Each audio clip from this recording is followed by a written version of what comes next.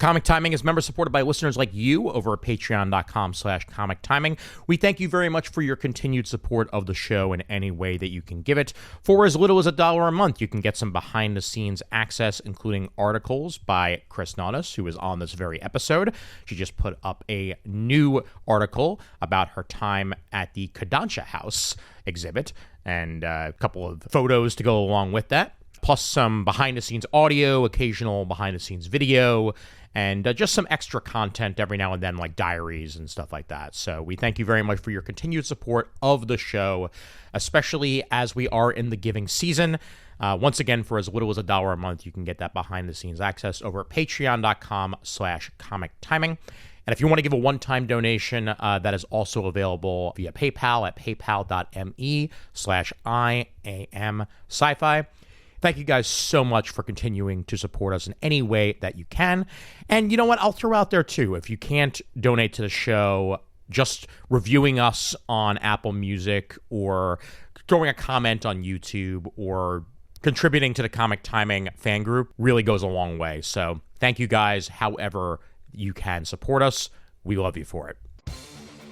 Hey there, folks. My name's Ian Levinstein, and welcome to episode 268 of Comic Timing. You may notice that there's no video because we are in person, and therefore there ain't no video. But there is definitely still audio using my Zoom H2, which is older than some teenagers at this point. Hi, Chris. Some teenagers. Yeah. We're coming to you live, or not so live, from central Brooklyn from my comfy-ass couch, where Ian and I are drinking cider with Brooklyn Distillery bourbon. Yes, it's a delightful time. There's Christmas decorations all around us. It's a joyous celebration here in Brooklyn as I return to my home borough, my home away from home. It's not my current home. It's the Bronx's. It's your homeland. Yes. And I also remember this is Kings County Distillery. Yes, which is you are located correct. in the Brooklyn Navy Yard. Mm-hmm. If you're in the neighborhood, you should go to their bar because it basically is inside a little castle and it makes you feel old-fashioned-y. Which, mind you, I think the last time we were there, I think they're in a bigger space now, if I remember correctly. They're in the Gatehouse. Yeah, I've been there several times. It's lovely. Yeah, because I remember the first time we were there, it was this tiny-ass space where, like, it had room for maybe about, 7 people. And they very much have expanded since then. And they were... Yes, I know you all came here for bourbon conversation, but Brent is already judging us. Oh, I know. But they were the first distillery in New York City to open up since Prohibition, if I remember correctly, because the laws had first started to loosen right around the time that they opened. And since then, the bourbon scene has boomed in New York State in general. And there's now a couple more in New York City. All alcohol, because there's multiple distilleries and breweries. Yep. You can go to Red Hook, Carroll Gardens. Yep. It's pretty crazy. We're living in a golden age. I mean, I know that other states are also experiencing their little resurgences, but we're not here to talk about alcohol, even though if you do want... I don't know if you want to call it boozy timing. Oh my God! Yeah, comic boozing or something like that. But one more comment that just to make everybody laugh. There was a very short time in New York City where you were not allowed legally to sell beer at a brewery, but you could sell tokens, which you could then exchange for a beer. And that's why I still have some Bronx Brewery tokens in one of my drawers somewhere. Bronx? For that. I'm sorry, Brooklyn Brewery. Brooklyn Brewery. Brooklyn did it. Bronx did it as well, actually, at one point, because I met somebody on the train who actually had one of their tokens, that he turned into like a little ornament on his backpack. Oh, okay. Yeah. So go figure. All right, no more booze. Let's get into actual conversation here. I'm numbering this episode because we actually have a decent amount of stuff to talk about that only the two of us have actually experienced out of the rest of the group. So Brent doesn't have to sit there and pretend that he cares about us talking about Super operas. Sentai? Super Sentai or opera. Super Sentai, yeah. I did not even join that episode because I was like, look, man, I would just be here to talk about Chainsaw Man, and then it'd be 2 hours of Super Sentai, and I don't punish myself like that. Well, I mean, one of the reasons we haven't talked about the opera yet is because I thought it was going to be, one and done, but it was successful enough where it's coming back. It's going to be back next month in January, so this is actually a good time for us to talk about it as almost like a preview if you decide to get because it was only in at the Met for like 2 weeks, I think. Something it was, like that. Maybe less than that. The Met as in the Metropolitan Opera House, not the museum. I mean, they're both in New York. So yeah, either way. If you don't live in New York, do you really care? That is very true. We're also not talking about the New York Metropolitans, that other baseball team that plays in the Queens. We are specifically talking about the Amazing Adventures of Kavalier and Clay opera that again premiered a couple of months back, and as you stated, will be coming back to the Opera House in about a month. What, like Minnesota or whatever? Correct. Yes. Yeah, for its little trial run, and then it came here to New York, which is only appropriate because the book, for the most part, is set in New York City. Yes. This is the book's spiritual home. It's also where I believe Michael Chabon still lives. I believe you are correct about that. Yeah. For that, we have talked about Kavalier and Clay many times over the years. Oh, yeah. Talking about the novel. Not only did it take me 18 years to actually finish the book, but it is one of my favorite books of all time. It's an excellent book. It won the Pulitzer Prize back in like 2000. I get to be a prig who gets to say I read it before it won the Pulitzer. I just happened to be at the library and I saw a cover with like a superhero on it, but like an old-fashioned style. And I was like, ooh, what's that? And I read it, and it's one of the few books where I wish it had never ended. Yeah. Like, I would have been happy to just keep on reading it over and over. And usually, you know me, I read a lot. I love reading books, but I want them to be done. I want to move on with my life. That was the one book where I just wish it had kept going. And to this day, I still wish that he had written more, not as a as a true sequel, but a spiritual sequel. Because for the nutshell of it, if you're still not familiar with this book, it is about 2 Jewish kids in early 20th century New York who basically comic books becomes their way to like make a career, make a success. So it is about the early days of the comic industry in New York City.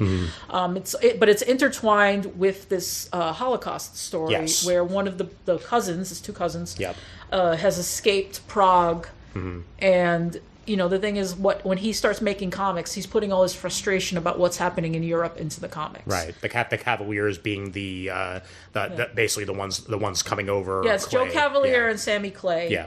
And Sammy's the American-born one, and he's like a little bit of a runt. And Joe is the one who's from what we now call Czechia, right? However, and he's he's a gorgeous person, like both inside and out. Oh, absolutely. He's a handsome guy. He's athletic. He has his thing. He's like he has a escape artist training. Yes. And all of this is still present in the opera. And like his cousin is a contrast because he's like a little bit of a runty kid. Yeah.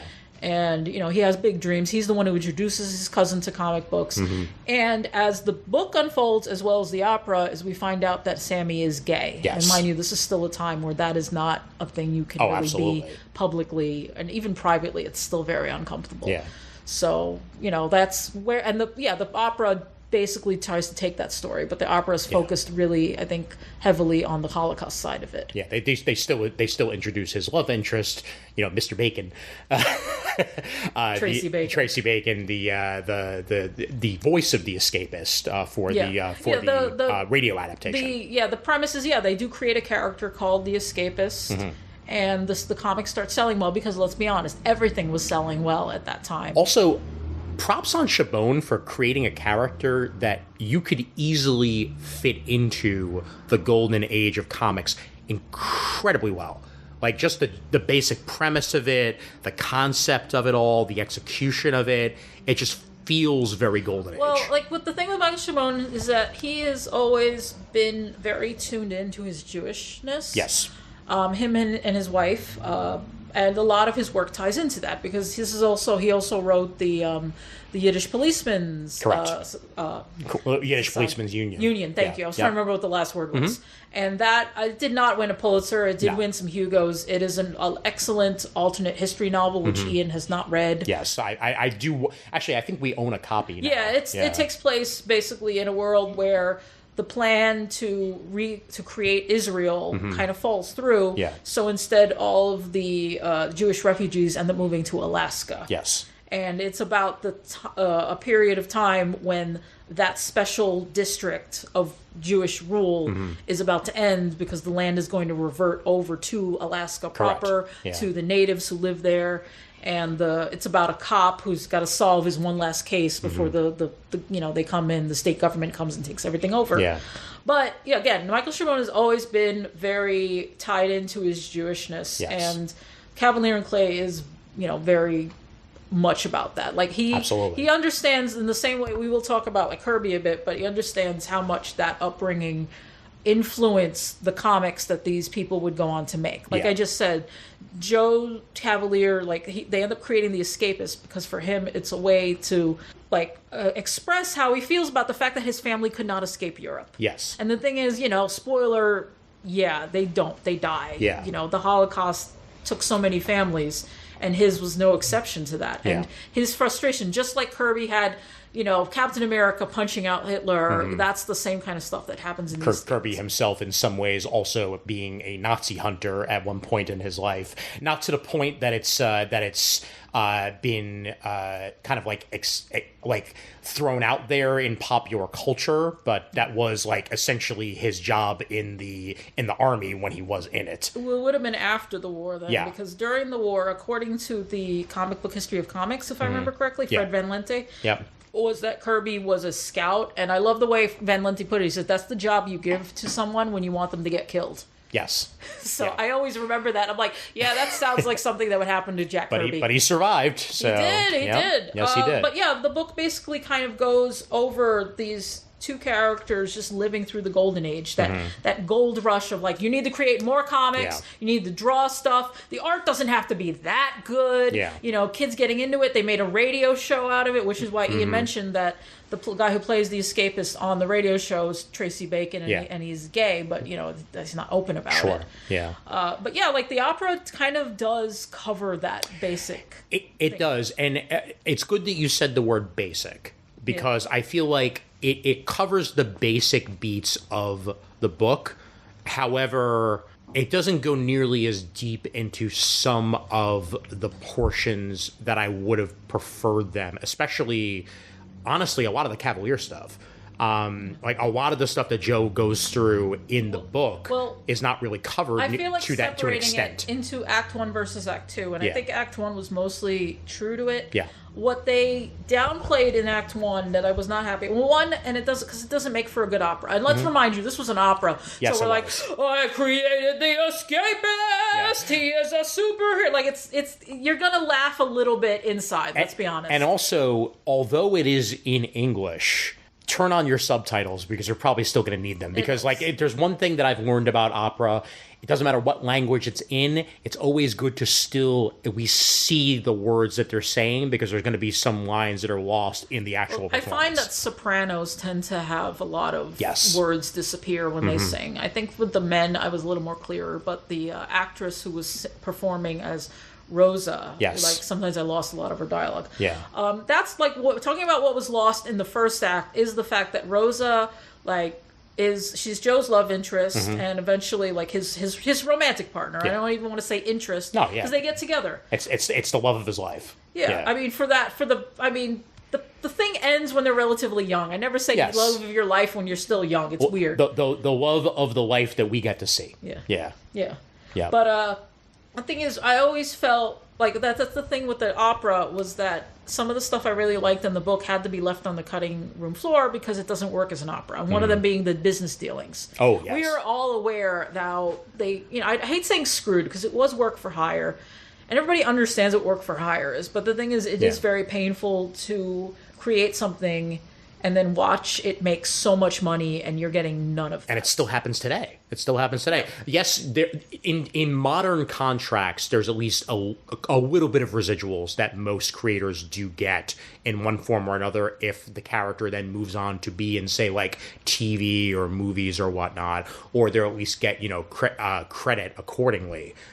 but they're not guaranteed any sort of money for it unless it's literally written into the contract that they're going to get something. This is a whole other episode. This is something we've talked about in other very episodes. Kirby related also. Yeah, I mean, just the whole thing, like, trying to keep it period appropriate. I think that was very typical of the era. But, you had the fact that nobody really thought this was important in any cultural way. Anything you would really own. Like, there's that whole running, I don't know if you want to call it a gag, but we've all heard the story about how Stan Lee called himself Stan Lee in comics because he was saving his real name for when he wrote the Great American Not Novel. even a gag, it's literally true. Like, that's the story that he tells. Yeah, that's why the story he was not tells. Stan That's why Lee I'm always either. like, I don't know, because he is Stan Lee and he exaggerates. That's true. But the thing is that nobody ever took it seriously, and I think that's emblematic of the era, because it's not just that comics weren't taken seriously, but as a baseball fan, you think about how poorly paid they were because nobody ever really thought it was. And now they make millions. Yeah.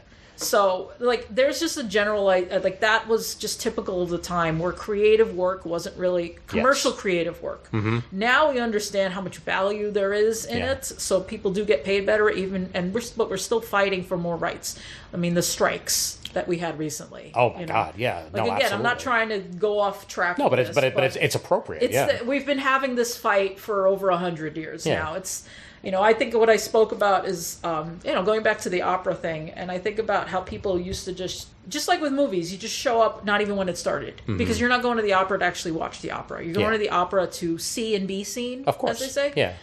And you're going to dress up a little bit. But you're not doing it for the people on the stage. And I think that's why we're still having these fights now, is because there is a certain, social class who does not like the fact that people can become famous out of doing this work now. They hate that. Which is also kind of, like, to bring it back to Kavalier and Clay, I find it amusing that, their comic book basically came out of what was once an advertising house, Yeah, well, that's what's also fascinating. And, a lot of businesses start that way. Absolutely. They start as side businesses. I mean, think about video games. Nintendo was originally playing cards. Yes. They still make playing cards. I want to make that point. I get they so do. annoyed when people say they used to. I'm like, no, they still do. It's harder to find, but they make them. Yeah. Actually, they're easier to find now. Really? Because you can just go on Amazon. You buy the Hanafuda cards. Okay. They sell them in a Nintendo store. They're easy to find now. They used to be hard. All right. But like Nintendo went from that, and then they started they had the 60s where they did like Love Hotels, and then they went into toys, and then they went into video games. But even more of a swerve, I would say, is Coleco. Oh yeah, Coleco. You all remember, except for the oldest among us, I know, that Coleco is short for Connecticut Leather Company. I honestly didn't even realize that. The more you know. Yeah, wow. It was a leather company, and then they eventually branched out into toys. Yeah. And from the toys, that we had that brief period of time where they did video games. And if you want to really, I think I told you this once. If you want a really fun fact, the reason that Coleco doesn't exist anymore, basically, you're like, oh, but Cabbage Patch Kids made them so much money. Yes, but the Coleco Atom cost them so much money. Oh God. The fun story, I learned this from the Good Job Brain podcast, was that when the Coleco Atom came out, they're selling them. When you booted it up, it wasn't shielded properly, so it would let off an electromagnetic pulse, and it would erase all your discs. Yep, exactly. So people had to send them back because the disc had all been wiped. Yep. And then they would get the new one and boot it up, and it would wipe the disc again. So they, average of 3 times of units they would have to send out to people. And you thought the red ring of death with the Xbox 360 was bad. It's been worse. But the Coleco Atom ate up all the profits from Cabbage Patch Kids. So. Next, you're going to tell me Atari stand for Attire of Rhode Island. No, it didn't. It's a what am I forgetting? The Japanese chess game. I'm forgetting the name of it all of a sudden. Oh yeah. I'm going to remember it randomly. That's always the way it works. Yeah. Atari, Tensei. I feel like there's a word I'm missing in there. But we're talking about it's always been Wild West with industries, and that was the thing that I feel like the opera couldn't grasp, was it didn't get the creative struggle. Yeah. It couldn't get that Wild West feel because they pared down the cast so much. Yes. There's a scene in the novel I always remember. It's one of my favorite scenes where they're trying to figure out who's going to do what on the books. Yeah. And, they have everybody draw, and that's when they realize Sammy can't draw for shit, so but he's a good writer, like, he can turn out stuff quickly. Mm-hmm. That's one of my favorite scenes. It's just, like, everybody's drawing, and Sammy sucks. It's basically that Sammy discovers he's Stan Lee, essentially, because, that's something that Stan was able to do is, churn out at least the basic, like, if not the storylines, but at least the dialogue and stuff like that as part of the Marvel method. Yeah. So But that kind of so the cast had to be pared down, and that I do feel like it lost a little in that because it's not just these two guys against the world. No. Like it is all these scrappy, probably mostly Jewish kids from the Lower East Side. Mm-hmm. And the third thing that they cut out and then this was the biggest omission for me was Rosa. Yes. Because the fact is, like, Rosa's a fine artist, and Joe meets her, and they fall in love, and he basically brings her into this world, and she starts doing comics. Yes. And she creates the character Luna Moff, because she wants to see more female characters. Yeah. Again, that's a whole other plot. Which they did include in the Well, they have to include it because it's kind of core to the character. Yeah. But the thing is that once, I hate saying spoilers, but like once Joe is gone and Sammy's busy with like Hollywood stuff or whatever, Rosa's the one who keeps the lights on. Yes. And the book kind of makes the point. It's not just Rosa, because it's also World War II. It's just like in the factories and everything, women kept the home fires burning and they kept the factories running. Yes. And Rosa is the one who keeps the whole enterprise going while the two men are off being men. Yeah, which makes a lot of sense for that particular era. And Rosa is reduced so much in the opera. Like I think the actress who played her, the singer, was fantastic, but it is very much men. Which, speaking of which, one of the major changes that they made to the Kavalier family is that Joe has a sister instead of a brother, which it's a very interesting change to make. For me, it's mostly because otherwise it would be men, yes. And it's a way to gender balance the cast out. It's fair, but also it very much changes the general dynamic. I think changing it to a sister is fine. I had no problem with that. Yeah. The thing is, though, is that since we're kind of describing the plot here, is that Joe goes off, like, Joe's trying to get his brother from Europe, and the ship that his brother is coming over is sunk by the Nazis. Yeah. And Joe basically crashes out, and he decides to join the army, and he disappears, but he does not know that Rosa is pregnant. Yeah. When he finally drags his ass back, we'll go into the more plot details, but when he finally drags his ass back to the U.S., and and Rosa has the kid, and in the book it's a boy, and it's fine, and it's named after his brother, and the thing is, I feel like that in the opera it becomes a girl. Yes. And the thing is, the reason why this rubbed me the wrong way is that, I mean, even, especially in the 40s, but even now, the dynamic between a father and son and a father and daughter are always going to be different. Absolutely. And the thing is, in the book and in the opera, is that the kid is raised by Rosa and Sammy. Sammy basically pretends to be the father. Right. He basically uses Rosa as a beard. And that, the kid and Sammy never click in that way. Yeah.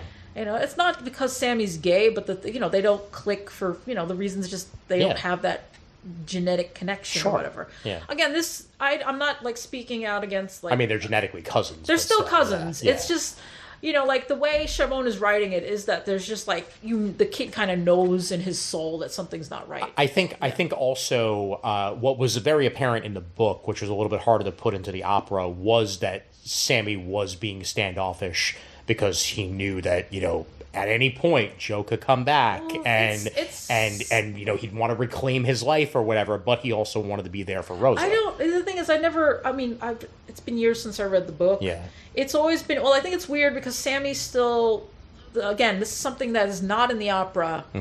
And for me, because the climax of the book is that after many years, and Joe finally realizes that he has this kid and that he should get his ass back to, the States instead of being a big pussy about it. Like, it's weird. If you do the math, you realize that man has gone way too long. Oh, absolutely. Like, he's just being a bitch about it. Yeah. Because he isn't even reading the letters that Rose is sending him. It's only once he reads the letters he realizes, shit, I got a kid. Yeah. But the thing is, years go by, and it's the 50s when the book ends. Yes. And Sammy is called up in the congressional hearings ones where they're dragging people about the content of comic books, which we didn't get at all really in the opera. No, they took it out entirely. It to me, that was the part that drove me nuts, and that's why I even posted on Blue Sky, look how they massacred my boy. It's such an okay. I know this is the comic nerd in me, but also that is a very important part of the book when you reach that specific era of comics, and like it is the essential conclusion to the Golden Age. Well, that's why the opera isn't interested in what the book is doing. It's not. What the book is doing is trying to tell you the story of the Golden Age, and it's putting the background of World War II, the persecution of Jews, of we're looking for communists. Oh, we didn't find communists. Let's look for gay people. So the persecution of queer folk back in the day. Like it's all these historical things and how they intertwine with the comic industry. Right. So, but the opera's not interested in. The opera basically wants to just tell this Holocaust story. Yeah. So they changed it a bit. Where I say a bit, it's actually huge. Yeah. Joe goes crazy after his sibling is killed in this, by the Nazis on this boat. Yeah. And, in the book, he joins the army and he ends up getting sent to Antarctica, which means he never gets to shoot a single Nazi. Correct. And that is also thematically appropriate, that sometimes, you want to get revenge and you're not going to get it. Yeah. And mind you, this is after, again, another thing that was excluded from the opera, the whole situation with the American Nazis. That Kavalier essentially finds out about an American Nazi organization and tries to infiltrate them and take them down while in the States. Long before that actually occurs. Again, he's got that weird kind of impotence going on where he wants to do something. And he wants to be the escapist, essentially. He wants to be that superhero that takes down the Nazis that he created fictionally. He wants to be that in real life. Yeah, I completely forgot about that plot line, to be honest. No, honestly, it's one of my favorite plot lines, the entire thing. Yeah. But the opera doesn't have the space to really interrogate in that. And again, they were more interested in the story of a Jewish family and the Holocaust. Yeah. And the way the opera did it is instead of being sent to Antarctica, he actually does get sent to Europe. Yes. He does actually get to shoot Nazis and everything. And again, I don't love it. He goes to Eastern... Well, mind you, they keep it vague. We have no idea where he actually is stationed. That's correct. Yeah. I mean, I'm going to assume he got to shoot somebody at some point. And the biggest change in that was where Tracy ended up in the military. Which, by the way, they have a scene in the opera.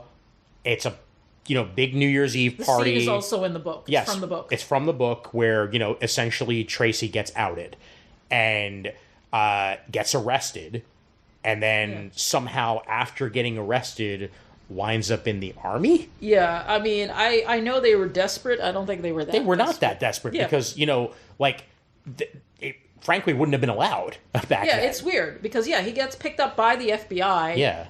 They have the party and the party gets raided and everyone gets arrested except for Sammy. And they kept it in the opera as well. Is that Sammy gets sexually abused by one of the cops. So and that does hurt Sammy deep down, and that's partly why he's okay with helping out Rosa in her crazy scheme. Is I need the beard, I need the protection. I'm gonna double down on heterosexuality, and stay away from that. But so they put Tracy in Europe. It makes no sense, as he points out, because if he had gotten picked up by the FBI at a gay party, he would have been 4F'd right out. It's also the stupidest of movie coincidences. Yes, I know it's an opera, but the stupidest of movie coincidences that somehow they wound up in the same battalion at the same time, that they knew each other.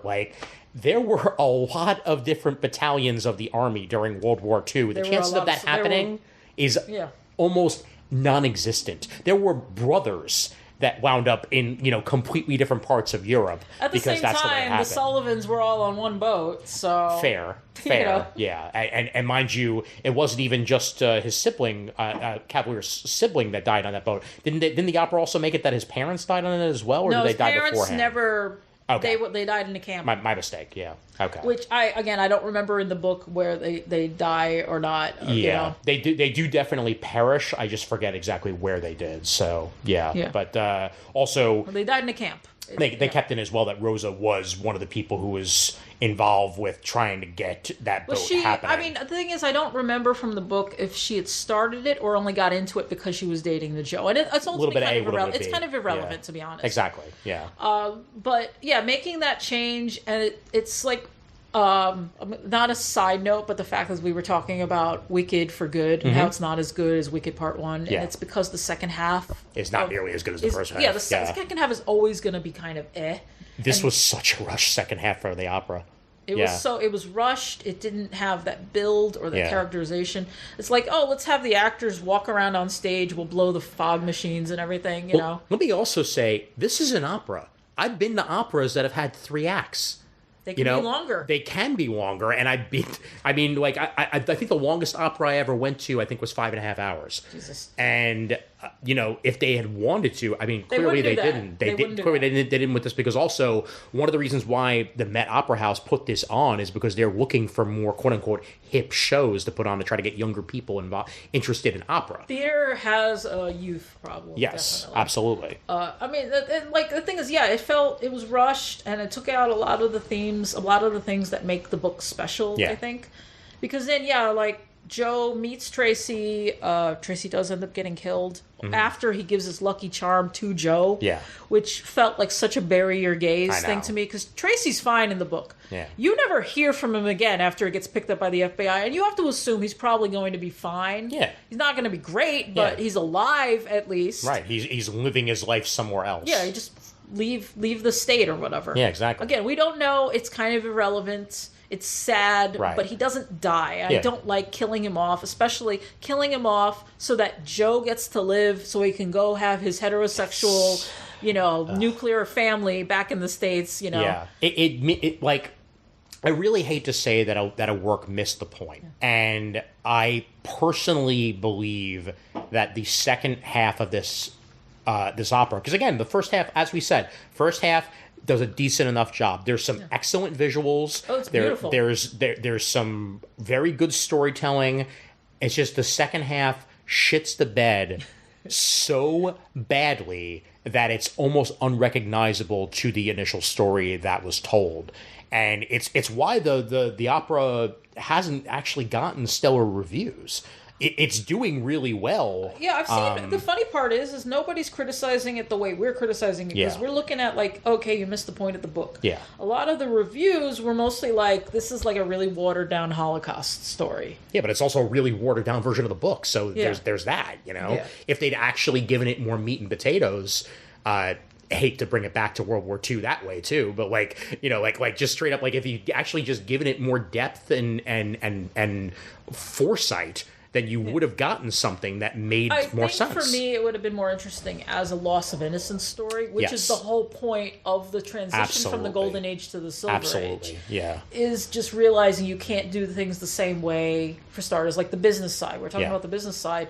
And that is one of the things that also came up, again, with the Golden Age, is this is not feasible. This is not a way to make a living. All these cracks were starting to show. Right. The government pushing back, causing the partial collapse of the comic book industry. Yeah. Again, all that stuff got wiped away. And I mean, this is not, I don't think it was bad that they took it out in the opera, but you talk about your favorite scene. My favorite scene is Joe in Antarctica. Oh, yeah. Because Joe is stationed down there.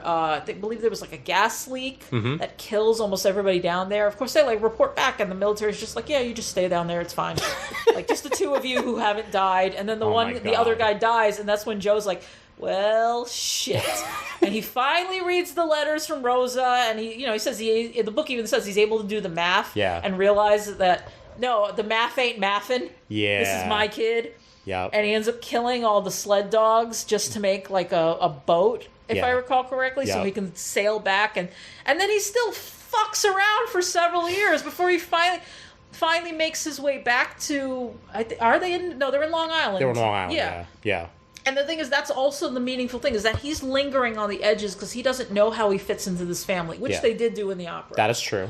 Not nearly as effective, but they do it. Yeah. Well, the thing is, what finally gets him to stop pussyfooting around, because in the book he starts working, he's at the magic shop and he meets his own kid. His kid doesn't know who he is. He starts teaching his kid, giving him magic lessons, and that's how they bond before he has to do the reveal. The only Yeah. reason he's pressured to go to their house and be like, "Hi, I'm alive. Yeah. I'm your dad," and all that is because of the hearings. Right.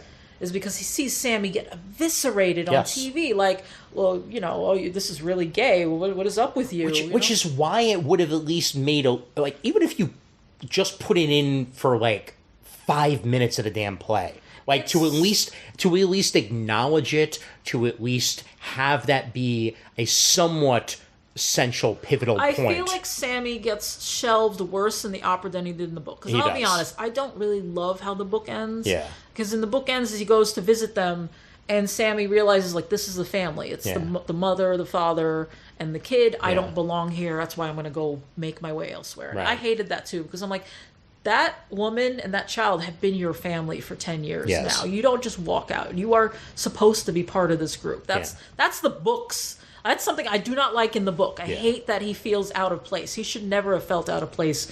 But I do think I hated they made it worse in the play. I agree. Because again, it felt like, yay, heterosexuality. You don't belong here. That's what it felt like. It was awful. Yeah. Because I don't even agree with the novel there, because the novel I remember in the novel he doesn't outright leave. He's just like, I'm gonna go sleep on the couch. And it feels awkward, but then the opera basically feels like they're throwing him out of the house. It's like, well, my job's done here. Yeah. On to my next adventure. Yeah, because I felt like the heart of it is the fact that Joe finally realizes my family needs me, and that includes Sammy. Yes. Because that's the heart. That hearing is so brutal. And that is a pivotal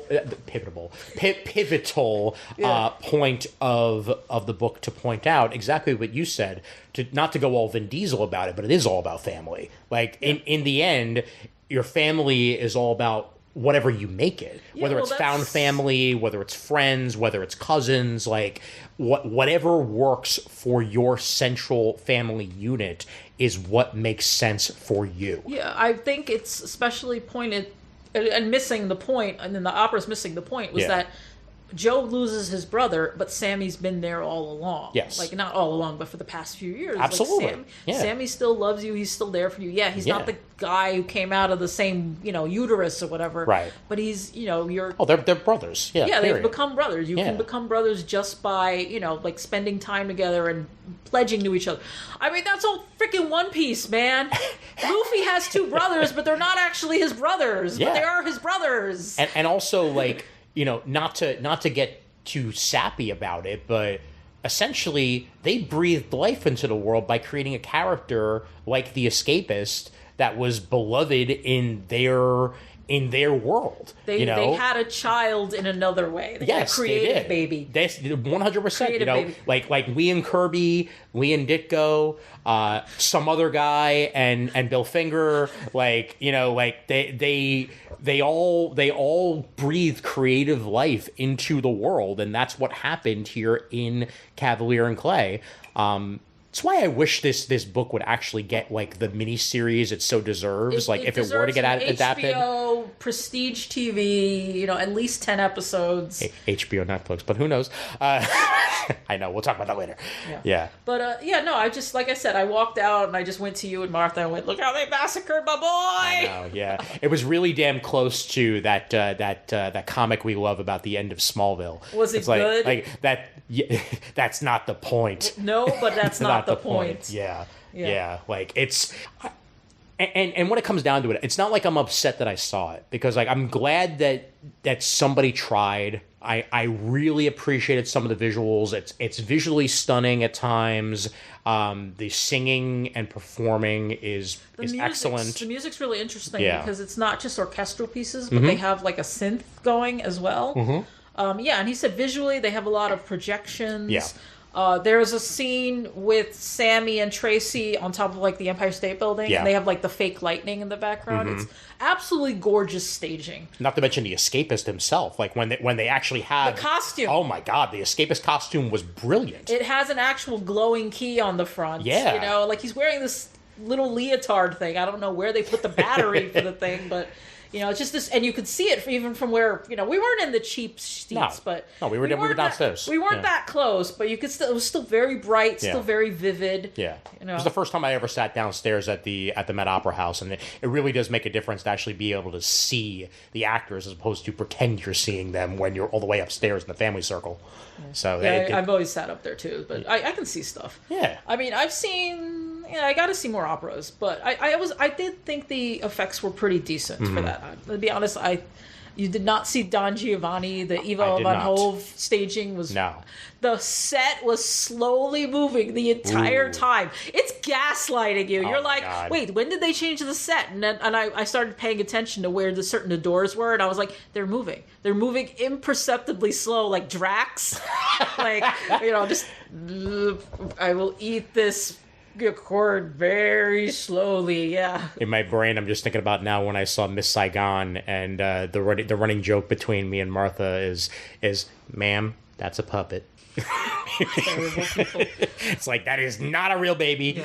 Yeah. But yeah, I mean, we enjoyed it. I had been looking forward to it. I was not completely angry when I left. Yeah. But I think the first half was far better than the second half. And again, that's very par for the course when it comes to a lot of productions. No question. Yeah. But it was very irritating to have things left on the cutting room floor, or that they didn't even address. Like you said, it does feel like that the book writers, we're talking about the opera here, did kind of miss the point. They wanted to focus on this like Holocaust narrative, which, look, I'm not Jewish. It's very hard for me to say things like this.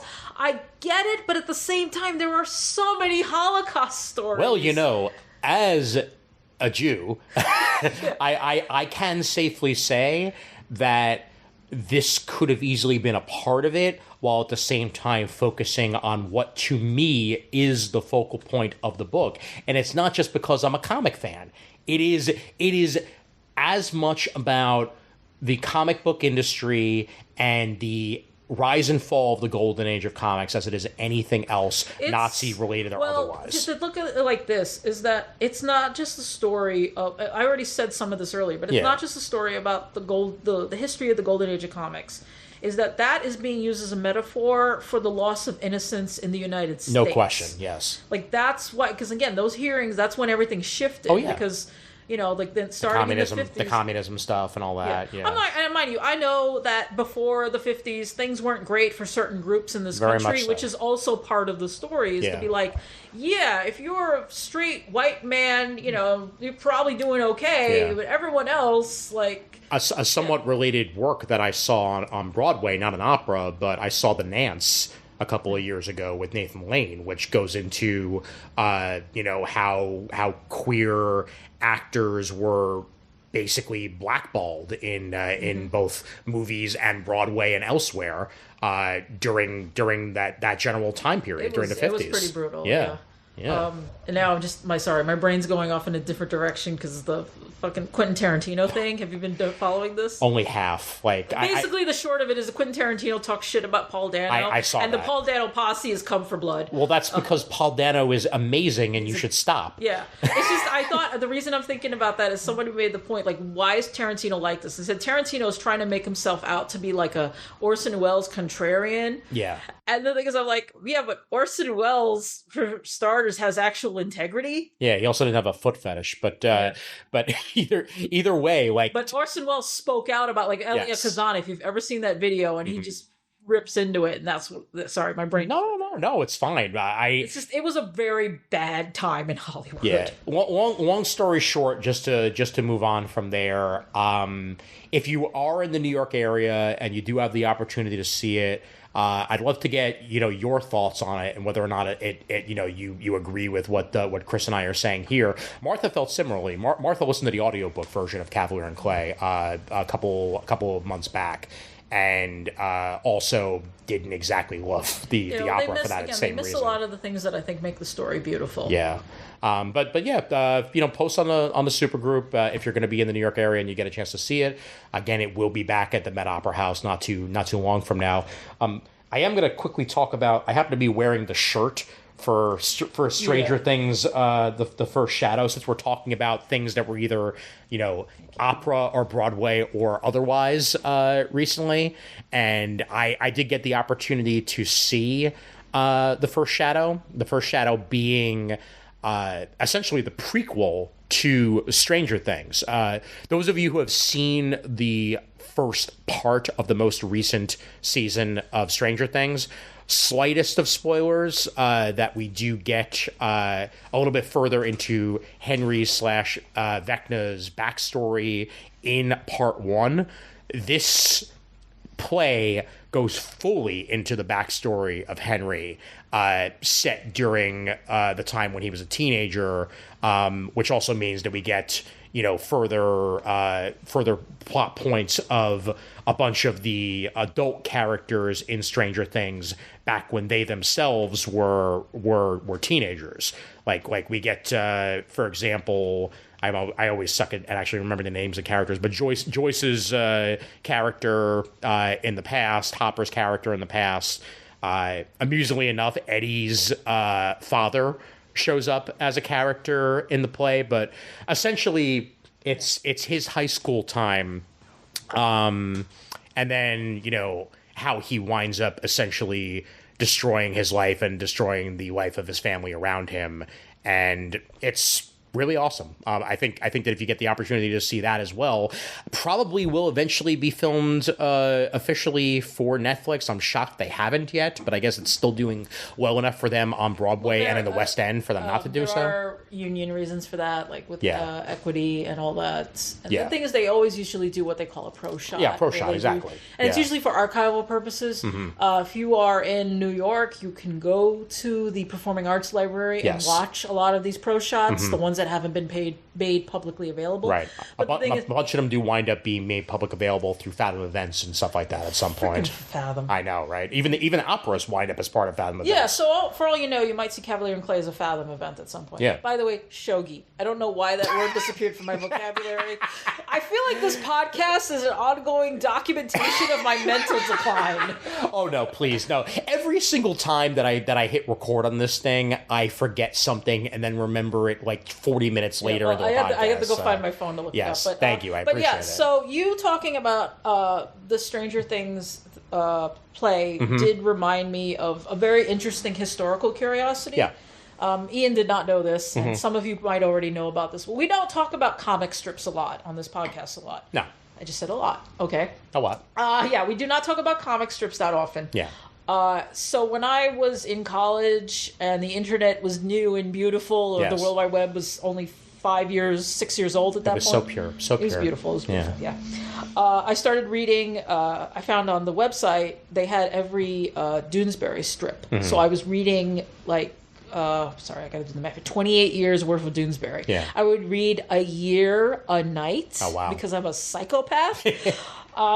And the thing is, though, is that there is, with Doonesbury, you're probably familiar with it. It's the comic strip that's kind of a political cartoon, but not, because there are, like, ongoing storylines. Yeah. And it started in 1970 in the student paper, and then it became a nationally distributed comic strip. Sure, yeah. What's interesting about Doonesbury is until 1982... it was just a standard, like, nobody ages, we live in that stretchy timeline, kind of fuzziness. And then it went on hiatus for a year. And during the hiatus, they had a Doonesbury, like, musical on Broadway. And I have never seen this. It has never been restaged. I don't know if there's a recording of it or whatever. Good question, yeah. But the thing is, though, and I noticed this because I was reading it, is that when the comic strip picked back up, when Gary Trudeau got back to work on it, there was a lot of stuff that happened in the stage play that's referenced in the comic strip. And you just kind of have to roll with it. Wow. Because I believe that's where Mike and JJ got married. Okay. Yeah, and the thing is, this also represented when Doonesbury started moving forward in time. Oh, right. Yeah, you mentioned that. For 12 years, people didn't age, and then once that it came back from that hiatus, then it started moving forward, and now of course, like all the kids are adults and the kids have kids and some characters have died. Like time is moving forward and it'll continue to move forward until Gary Trudeau dies. I get the feeling he's not gonna pass it along to somebody. No, I doubt it. Yeah.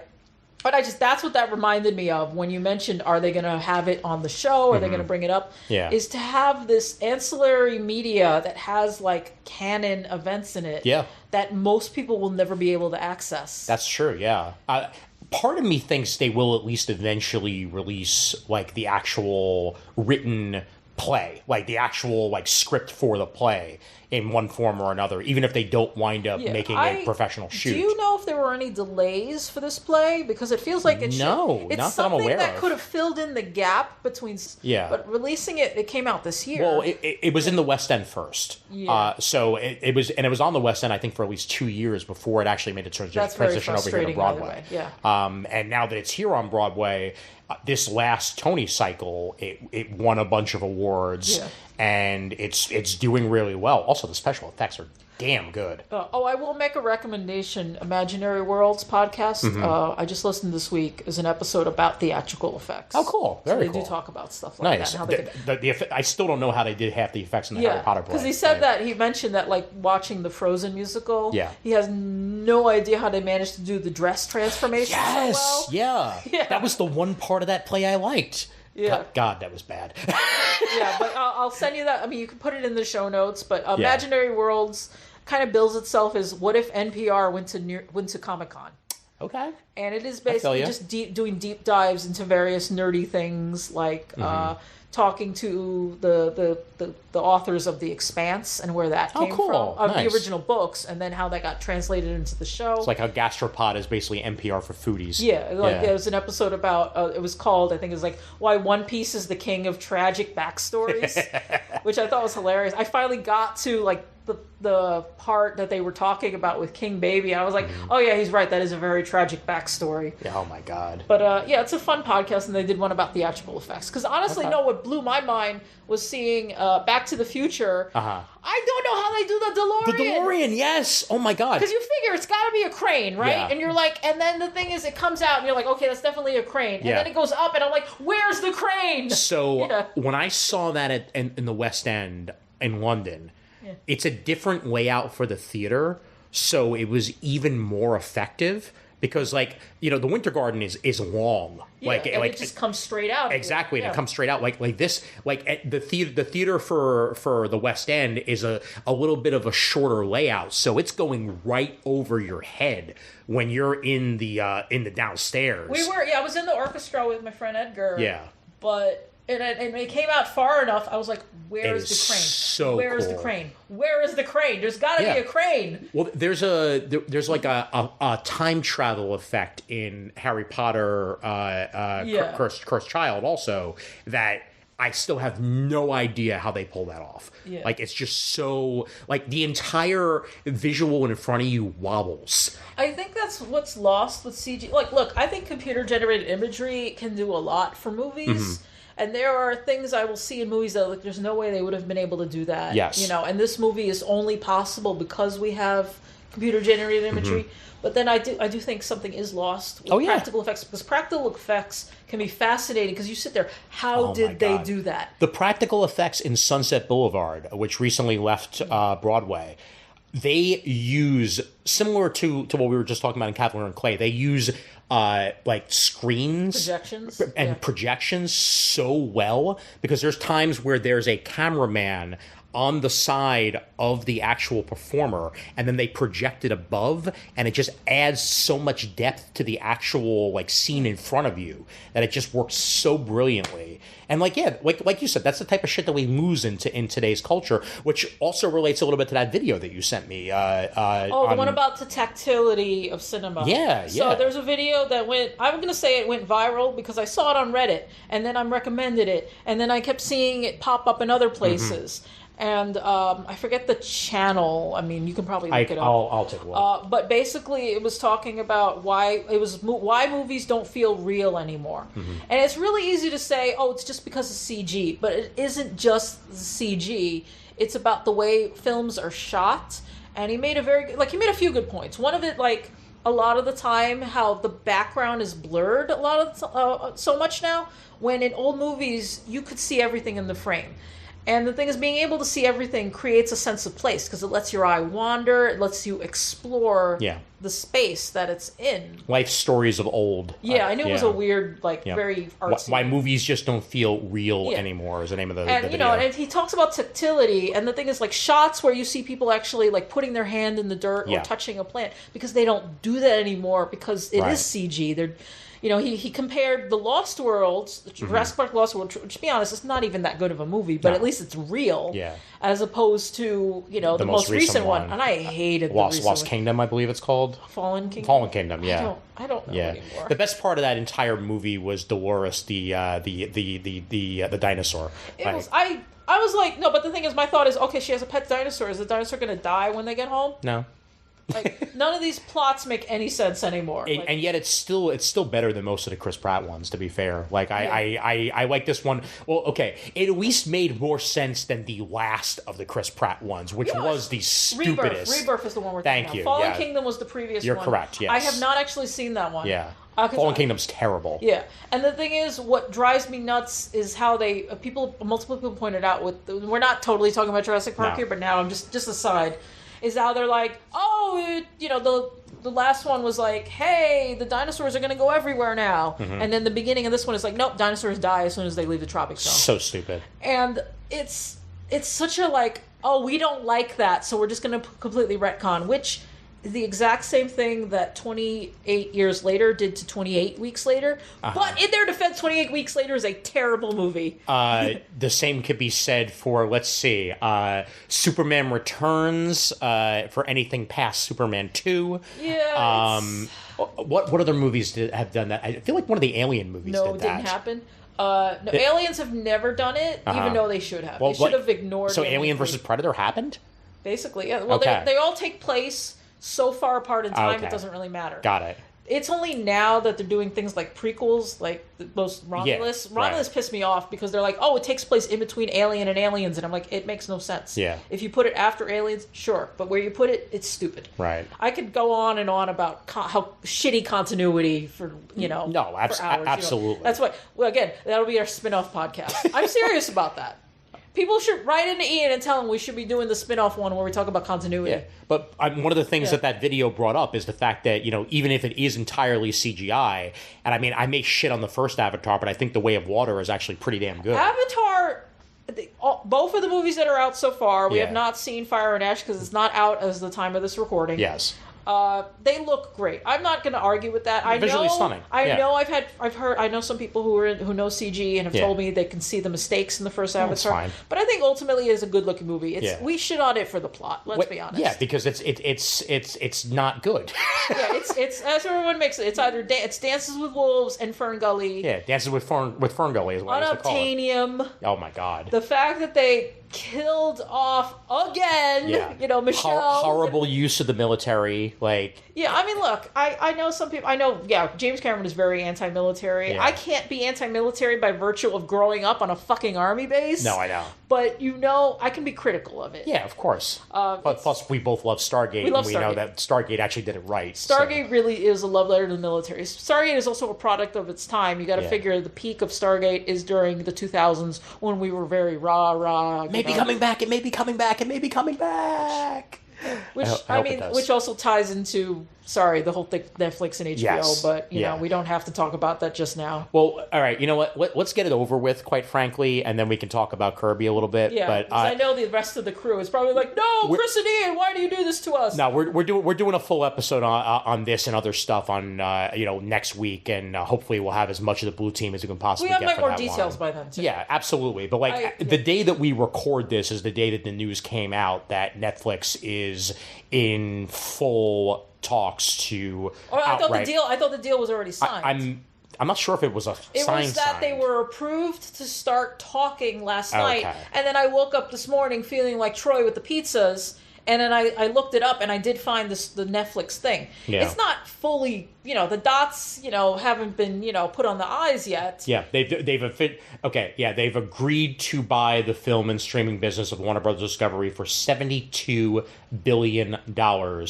in a major Hollywood deal. Yeah. Yeah. So it's agreed to. It doesn't mean it will happen because for all we know, the government might get involved. I mean, look, I go back to when Alex Rodriguez was going to be a Red Sox. You know, like that was a done deal, and then it never wound up happening because Major League Baseball stepped in and was like, you can't do that. And it didn't. It never happened. But the reason I bring it up now is mostly because, like, here's the thing: it's MGM was bought by Amazon 3 years ago, and what has happened in those 3 years? It's nothing. Yeah, absolutely nothing. They put out a couple of movies under the MGM, but none of like the big like tentpoles. Well, we know, like, they're still freaking, sitting on their asses about Bond. They're all like, oh no, Bond is dead. How are we going to bring him back? I'm like, you just don't. You just have Bond. It doesn't, nobody cares. Yeah. No one cares. You can easily just create a Bond movie. Somehow Bond returned. I mean, I've said this to multiple people. Ian already heard this. It's like, because I rewatched, or watched, I should say, for the first time, all the Bond movies. Yeah. And the thing is, it's very clear, I'm now on the side of, like, it's very clear that the Bond, starting at Dr. No and going through Die Another Day, is the same person. Yeah. And you're like, but, with the 60s and the 90s, that doesn't make any sense. It's like, dude, we all read comic books. Yeah. We read Marvel and DC. Like, Professor X fought in the Korean War, and Tony Stark was in the Korean War, but now he's in Afghanistan because it's a stretchy-ass, sliding time. Sure, absolutely. Bond is also the same thing. It doesn't have to just be comic books. No. It's just very clear that once you get to Daniel Craig Bond, it is a reboot. Yes. He is a clean, a fresh Bond with a clean slate. He meets Blofeld for the first time. Yeah, it's 616 and Ultimate Bond. Yeah. And they have the opportunity to just make a new one. Absolutely. Like, ignore all the previous stuff and just start from scratch. It's fine. Yeah. Why are you making a big deal out of this? But my larger point is, again, that everyone's talking like the sky is falling. First of all, the deal's not even finalized, but they're like, oh no, Netflix is never going to put a WB movie in the theaters again. That's not true. Which is already BS, because some Netflix movies do come out in theaters. Absolutely. In fact, actually, there have been more movies that have received longer periods in the theaters than when they first started putting things out, just so that they would be out. You and I were talking before, earlier today, about how Netflix literally bought a movie theater in New York so that they could screen their movies, so that they would be eligible for the Academy Awards. Yeah, but there's actual extended, runs for a bunch of their stuff now. Yeah, I mean, to say that Netflix is like allergic to theaters is really dumb, because they did put K-pop Demon Hunters in theaters. Even with AMC. Yeah, they made buku bucks on it. But AMC took it because they knew they were going to make a lot of money. Absolutely. And the thing is, people say, well, they should have done it all along. And I'm like, no. Nobody would have gone to see a movie called K-pop Demon Hunters. Let's be honest with ourselves. Yeah. Stop lying to yourself that, So it's actually, it's funny you mention that way, because a lot of us look at the method of release in theaters first, then get big on digital. Perfect example of that, Marvel movies that have come out recently. New Avengers. I'm just gonna call it that at this point, because there's no hiding it anymore. Like, everybody. I don't call it New Avengers. Yeah, okay, fine. Thunderbolts, whatever. Like, those of you who just got spoiled, you don't live on the internet. But like, when that was first released to theaters, we talked about it on the show. We really enjoyed it. We thought it was easily one of the best Marvel movies of the past couple of years. It didn't do nearly as well at the box office as they would have liked. They released it to Disney Plus, and then all of a sudden it became #1 on Disney Plus for weeks. It was the #1 movie. Same with Fantastic Four. #1 movie on Disney Plus digitally. At least with Fantastic Four, it did a decent run in the theaters. That is true. But it did buku but like, on digital. going back, like, stuff like Elemental did far better on Disney Plus than it did when it was actually 100%. I forgot it was even in theaters sometimes. But that's why I'm thinking the idea of what you're mentioning, starting digital and then going theaters, is not a bad idea. Yeah. It's not a bad idea. Yeah, in the case of K-pop, I feel like I have to get on this, because they keep saying things like, oh, Netflix dropped the ball, Netflix should have done this. Because one of the complaints is there's no merch. Right. That is not Netflix's fault. Netflix does not make toys or shirts. Someone who's to license it from them. Perfect example, okay? And again, going back to Marvel for 2 seconds, we talked about on our Captain America conversation that the Sam Wilson Captain America movie had McDonald's toys for characters that did not show up in the movie because of licensing, because they had to get these things made and ready to go, and they changed. It's weird because so nobody wanted to make toys or shirts or anything for K-pop Demon Hunters. Yes. It's not like Netflix didn't go to Licensing Expo. Sure. I mean, I wasn't there, but I'm going to assume they were there because they would have been there for like Stranger Things anyway. Right. So they probably did say, "Hey, we got this thing called K-pop Demon Hunters," and nobody wanted to make merch. Yeah. Which I can't blame them, not because I think it's a bad name. Yeah. I mean, it's basically what it says on the tin. Yeah. And what it says on the tin actually does appeal to me. The only reason I didn't watch it when it first came out is because I thought it was a TV show. And I'm like, I do not need more TV shows in my life. But then our friend Anna said, "Oh, have you watched it? It's a great movie." I said, "Movie! Thank God!" I'm in, baby. Yeah, thank you. I do not have time to watch more TV. Yeah. But the thing is, though, so nobody wanted to make, they've been burned in the past. Yeah. There was Over the Moon, that movie that came out a few years ago. Glenn Keane directed it. It's a very cute movie. Yeah. But they were dolls. They were toys, clothing, and none of it sold. Sure. So nobody wants to be burned like that again. And remember back in 1994, nobody wanted to make toys for a little unknown movie called Toy Story. Absolutely. So when the movie came out, there was nothing on the shelves. Only one company, that's Thinkaway Toys, if I remember correctly, was willing to make it.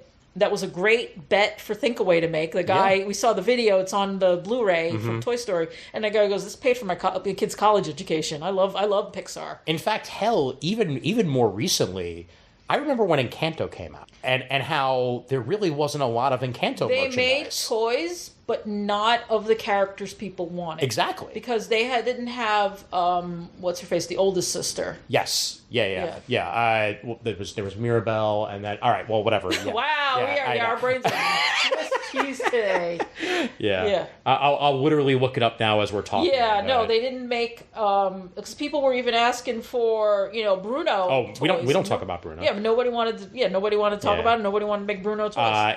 There was Luisa, there was Isabella. Yeah, Isabella's the pretty one. They made Isabella dolls, but they didn't make Luisa dolls because everybody was like, well, nobody wants to buy a doll of the big lady. Yeah, but they did. Yeah. Big people exist, and big kids exist, and big kids want toys of big people. Absolutely, yeah. But yeah, no, like, I'm not a standing for a major corporation here. No. But I do feel like we need to lay that down. Netflix... They make a lot of mistakes, but that was not one of them. Yeah. And the thing is, when it comes, they do not hate theaters. No.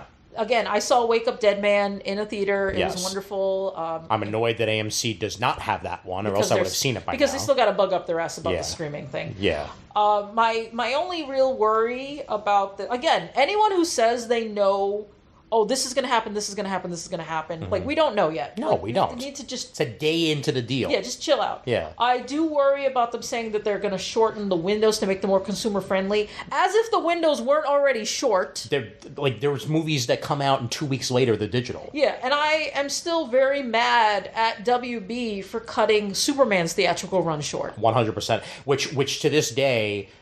James Gunn, at least, again, we've discussed this as well. He knows why. He understands. He knows why it happened. Yeah. He was not the one who made the decision. Yeah, he's not happy it was because he was told literally that Peacemaker was going to come out later than it did, and it wound up coming out earlier. So that's why they wanted. Yeah, because they wanted it digital before the show came out.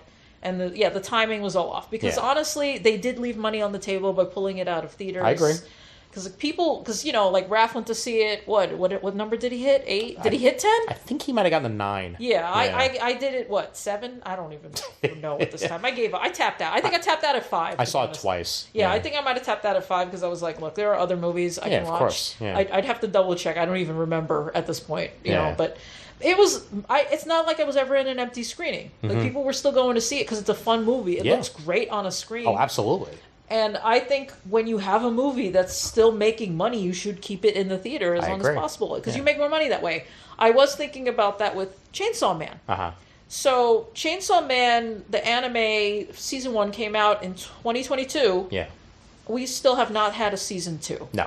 Instead, this year, 3 years later, in 2025, we got Chainsaw Man, the Reze arc, which is the next part of the story. Yes. Again, we never got to talk about this in previous episodes, but it's interesting because it is a direct continuation of what happened in season 1. It is an adaptation of what happen in the manga. That's why it's called the Reze arc. Right. Which, again, is fascinating to me that we are now marketing movies to people who read Japanese comics. Yeah, we talked about this a little bit with Julian on the episode you weren't on too, and like exactly what he said, that like the fact that we've now reached a point in anime where you can name something an arc and people will know what you're talking about. I told you this before too.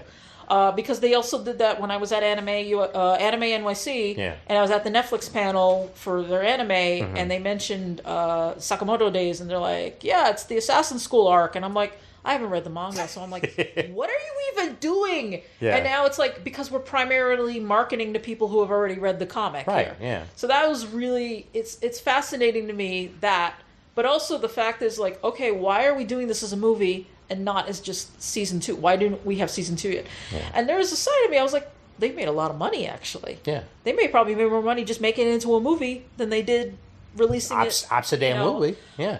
Because it did, it was #1 at the box office in the U.S. for 2 weeks, which is pretty good. Not amazing. Yeah. For anime. Yeah. Like, that never happened. I mean, we were at screenings for like for example, like the Dragon Ball Z movie, the Broly movie when that came out. Yeah. Like it did decent. In most box anime office. movies, like that, or rather the big titles, they do good on the first week and then they drop off. Exactly. After that. Yeah. Chainsaw Man didn't really drop off. Like I saw it during like a week and a half after it came out, and it was still. What was the other one? Demon Slayer. I believe Demon Slayer, yes. Yeah, Demon Slayer also. Infinity Castle. Yeah, same thing. That had at least like 3 solid weeks in the box office. So yeah, and it's one of the highest, I think it is the highest grossing anime. It's definitely up there, which is crazy. I know. But yeah, that's a weird thing that happened in 2025. If we do a recap episode, we'll be like, what's up? Oh my God, what's up with anime? But just putting to the point that the way that it feels like you could just make more money by putting stuff in the theaters. Yeah. And that's another reason for Netflix to put K-pop Demon Hunters in theaters, because we're making more money by doing that. And the way that they put it, like, they've said multiple times now, it's not like DC movies aren't going to come out in the theaters, because no shit, of course they're still going to come out in theaters. They can make $1 billion. Why wouldn't you? Yeah, they have standing agreements that are not going to wind up changing. And frankly, I think even when they're up for renewal, they're barely going to change, except for possibly what you said, maybe the release window changing ever so slightly. Not happy about that. Yeah. But because here's the thing, we're also making assumptions based on what we know from the past. Yeah. But I feel like, especially this year, so much has changed. Again, I just mentioned this anime thing. Mm-hmm. I think another big sea change that we may or may not see, again, I do not know, I am not an expert, is the fact that Sinners kept going and going and going. That was like an 80s movie. It just like, it never left the theaters. Yeah, and the thing is, there is no reason for like WB to put a lot of backing on it, because again, Ryan Coogler made that crazy ass deal where he's going to get the rights back in 30 years. Damn right. Which I think is actually a pretty generous amount. Yeah. No, absolutely. And so there's no reason for them to back it, but they kept it in theaters. They put it back. It's back in theaters this weekend. Yes, it is. As is One Battle After Another, if you want to go see those in 70 millimeter. Yeah. Weapons was in theaters for a damn long time too. It was a lot longer. Weapons has more legs than I would have expected. Yeah, 100%. I enjoyed that movie, but I did not peg it as a movie that was going to be a breakout hit. Yeah, absolutely. Yeah. But yeah, I think that obviously we'll talk about this more, next episode when we have more people, especially Jamal. I can't wait to see what he has to say about this, because it's going to be interesting. I think the thing is, the larger group, is going to be helpful, because we talk about what's going to go on with the comics themselves. Exactly. That's more relevant to comic timing. Yeah, 100%. And we have no idea. They barely talked about the publishing end whatsoever. I wouldn't be shocked. There's been discussion on like Comics Beat, for example, like will they eventually wind up merging DC Infinite into Netflix? Perhaps have that as part of their app in one way or another. I don't even know if that makes any sense. Well, I think you could do it, but the thing is that Netflix already offers games, and people don't play the games. Right. I'm going to complain one more time. No, you're right. All of y'all need to play Immortality. Yeah. It is weird. I think I've mentioned Immortality. You have, Immortality is a game where you are going through old film footage. Mm-hmm. Like it says, we have the films for this actress called Marissa Marcel, and her movies never came out, and you need to reassemble the films, and you need to find out why. Yeah. So you're basically watching footage, and you're like zooming in on elements in the footage, and it'll unlock similar elements from other clips. Like you're basically unlocking clips. Mm-hmm. And then there's certain points where you might hear like a weird noise. If you're playing it on a console, the controller will vibrate. Mm-hmm. And if you rewind on those parts, and then you get to see like secret scenes, and that's when the story starts to unfold. Not safe for kids. There's a lot of nudity in this game. But it is a fascinating game for people who don't play traditional games. That is Netflix exclusive on mobile. As far as I know, I don't know about iPhone, but on Android, I do not think it came out by itself. You have to have a Netflix account to play it on Android, but you can just get it for Steam. But I keep talking this game up, and nobody plays it. And I'm like, what are you doing? Play this game. If you have a Netflix account, you have the game. Unrelated to what you're talking about, but just to make the comment. Remember when DC Infinite had original TV shows, which were then merged into HBO Max? Yeah. That was a thing that happened very, very quickly when HBO Max was launched. And will HBO Max still be a standalone? Again, these are all questions we have no answer to whatsoever.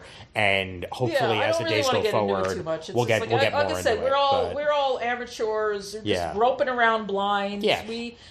And in conclusion, Disney owns Marvel. So, like the some of the biggest companies in the world own other companies that we are very much enjoy at this point. Sony owns Crunchyroll. They're doing it, but they're doing a shit job of that. That is true. Sony owns a lot of things, and they're doing a shit job of those things too. Alamo Drafthouse, they're ruining my movie theater. God damn it. No, they swore they weren't going to do that. They've been pushing. They have QR code ordering. You can only use it, before the movie. Obviously, once the movie starts, you have to go back to pen and paper. Right. And it's been fine, even though the Alamo subreddit is pissed. They hate it, but I was fine with it. I used it once. It was great. And then when I went to the movies this week, the guy's like, "You see that QR code? You're gonna scan it. That's how you're gonna open your tab. Once the movie starts, pen and paper, bye." And he just walks away, and I'm just like, "Oh, this man is so done today." Somebody has had a long shift. And it wasn't just me, because then the guys next to me, he gave him the shame spiel. They're like, "Something wrong with him? What? Are you okay, sir? Yeah. Do you need a moment?" Yeah, no, they were and mind you, the guys sitting next to me were the cattiest bitches. I was seeing Wicked. I did not want to watch Wicked Part 2. I was there for Zootopia. The projector broke, and I was like, just let me go to Wicked. Not only did the projector broke for multiple days. Yeah, I have to check, but they canceled every Zootopia screening for 2 days. Which tells me it may not have even been the projector. It may have been what they were projecting off of. Because you know how they usually get the digital box or whatever? Yeah, but there was at least one screening in a different theater. Oh, okay. So it might have just been that theater, and they didn't want to have to jigger things. It's possible. But yeah, no, we'll talk about that on Tuesday. It feels like we're talking a preview. Yeah. The other thing we wanted to talk about today, this is our classic episode. Yeah. Mr. Kirby. And we went to a very tiny exhibit. I will say that because guess what? It was very tiny. I was not surprised. No, I wasn't surprised either because okay, so this thing only got advertised for 1 week. It's only open for a week, yeah. So it closes on Sunday, if I recall correctly. So when this episode is released, you'll have 1 day to go to it if you live in New York. You'll be fine. You'll live. Yeah. This was the exact name of the exhibit was Jack Kirby From the Ghetto to the Cosmos. And it was listed as a pop-up, so you're not expecting that much. So the thing is, they've been doing this. It's the Jack Kirby Museum. The organization, which is really just a bunch of fans trying to get something off the ground. Yeah. I mean, they did have the support of Roz Kirby and all that stuff. Yes. They're trying to get this museum off the ground. So you might have seen them at some shows. They might have a table. They give out stickers or whatever. You said they used to. I mean, they used to show up at Mocha every year. I've definitely seen the stuff at Mocha. Yeah. Or whatever. They've been trying to get something off the ground for years, and doing these pop-ups is basically a way to get kind of awareness out there. They do have some original art. There were 5 actual pages. The rest of it was just reproductions, which is not unusual. I've been to a lot of museums. I'm used to seeing reproductions. A lot of them were very high-quality scans, at least. Yeah, they were they had original art scans, which is always useful. It's always nice to see what the Bristol boards look like, to see all the marks and the erasures and the whiteout and all that. Yeah. Again, it's it was free, technically free. You're supposed to donate. I didn't really donate. Ian popped some money in the box because he's a good soul. I put $2 in there. Yeah, well, I mean, I'd like to see something get off the ground. I did have some issues with being small is not a big deal. No. It's my bigger deal is as someone who goes to museums all the time, is the fact that it didn't feel professional enough. Yeah. And it's not that I don't blame them. Like, look, if you're on a shoestring budget and everything, that was not my problem. Right. My problem was that, like, so they had the original art on there's a mini wall in the middle of the room, and they had, like, his original art. And I didn't feel like any of that art was connected to the larger theme. Not because the theme was, again, from, like, what do you say, from the ghetto to the cosmos or whatever, right? Yeah, so they had stuff from that were more grounded, like, set in New York, and then they had stuff that was like the Fourth World and Fantastic Four and the Eternals and stuff like that. Yeah, Silver Surfer. Yeah. And the problem is, like, so the side walls were the reproductions of, like, his work from the 80s that he did about the, like the street rules, whatever it was called. Yeah. And then the other side had the Cosmos stuff. There were no labels on half this stuff. Yeah. The thing is, in a museum, even the reproductions will usually have labels explaining the context. And like, having one little thing that's like, oh, this is from this, and then just not saying anything further. Like, usually each piece will tell you what page it's from. Yeah. And I usually like seeing, they'll tell you what the original work was done on. Yeah. Like, in this case, it would have been something like pencils on Bristol board. That's what you're supposed to print. Yeah. There's just that feeling that no one involved at this museum actually is a museum studies major. Probably not. Or anything like that. And, like, that's an actual major, because there's actual things you need to learn to understand how to create a good exhibit. Yeah. And I don't think they did that. I think it is just a bunch of Kirby nerds who are like, Kirby is unappreciated. We need to appreciate it. I was like, I'm not going to disagree with that core premise. That's perfectly fine. The man basically created what we know as modern comics. Oh, absolutely. Yeah. But I would hope that they would get somebody more professional involved, because like, it's not an impressive display. Like, if you can't, you need to put some professionalism on. The wall of art that you're talking about that actually had, like, the pages. Like, I'm looking here, like, one page was from the Forever People, which is a little bit on brand. Yeah, it's in there. It wasn't anything fantastical though, because they couldn't. Sure. They don't own anything from fantastical. Let's see, Superpowers issue 2 from 1985.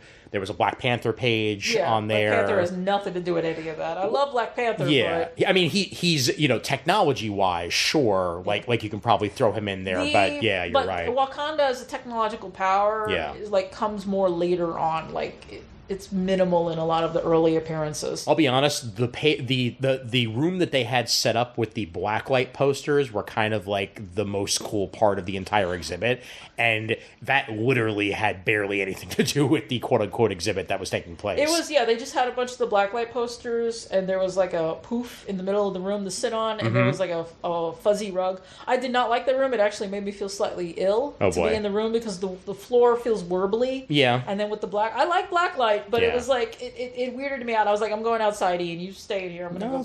It's fine, just the setup itself, I think, was probably the most whimsical of the entire exhibit. It's a fun thing. Like, that's just it, is that museums do need to become more experiential. Oh, yeah.